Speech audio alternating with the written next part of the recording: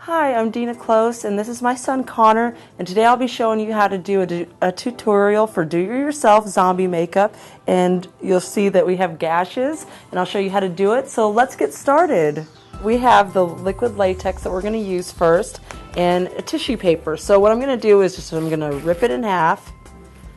We're going to make a scarring look and effect. You've just got ripped open by a zombie. And it doesn't take long, it's going on really fast. And you can usually get away with doing one coat. So I did the outside, the edges, okay? And then next we're gonna go just over the top. It's gonna give it that raised bubbled effect.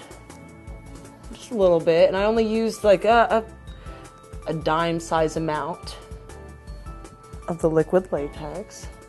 Okay, so now it's okay if it doesn't look perfect because we don't want it to look perfect. So next, I'm going to do a little cut. There we go.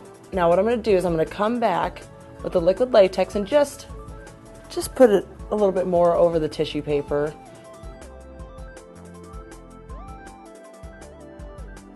So I'm putting a little in the middle too. It'll help the paint stick. So now we've got these gnarly looking just raised bumps, and we're ready to get started. So it's just going to dry for a little bit. So next we have a burn and injury palette that you can get also at a Halloween store, and so they usually have about 6 or 7 colors. It just depends on who the brand is. And so I've got already on here my colors, and you can get a sponge was what I'm going to use with this, and I ripped off the edges here to give it texture because you want it to look as realistic as possible. And next what I'll do is I'll start with the lighter colors. So I'm going to start with a little bit of a pink and red. Start around the edges. I'm just going to work into it and just in a dabbing motion. Take your time. I'm just going to work it in. Keep going. There's the white's still hanging out and showing, so I'm just trying to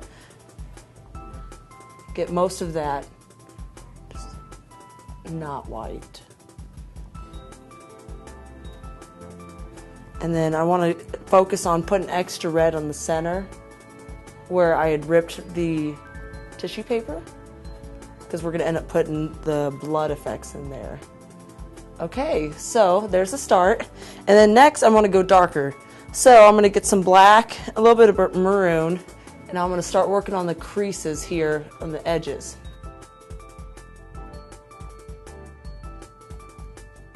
And it's not perfect. It's not supposed to be perfect. So if you come up a little bit around the eye, or if you go on the eye, it's not supposed to be symmetrical. It's supposed to be just like a zombie got you.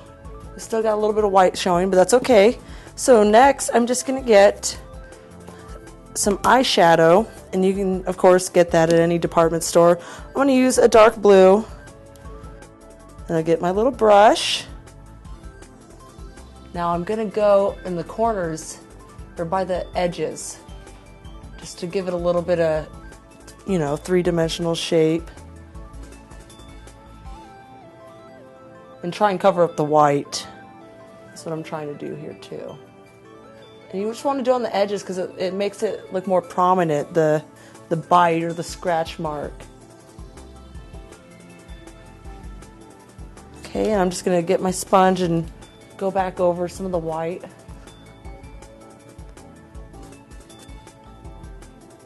And sometimes it's okay if you go too dark. I've done it before. Just go back in with some lighter colors. Make it pop. Next, I'm just going to add some blood effects. You can get this at a Halloween store too. So what I'm going to do is drip it on her face. I'm going to paint it too, but you want it to look realistic.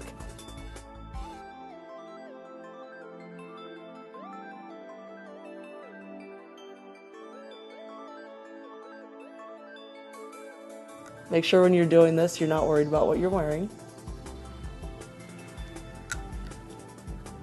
So I'm just going in here with a little bit of the white parts that I didn't get covered up all the way. And this is how you create a wound, a zombie wound, a scratch, and it's easy. Just try it at home, you'll love it. So this is how you do it.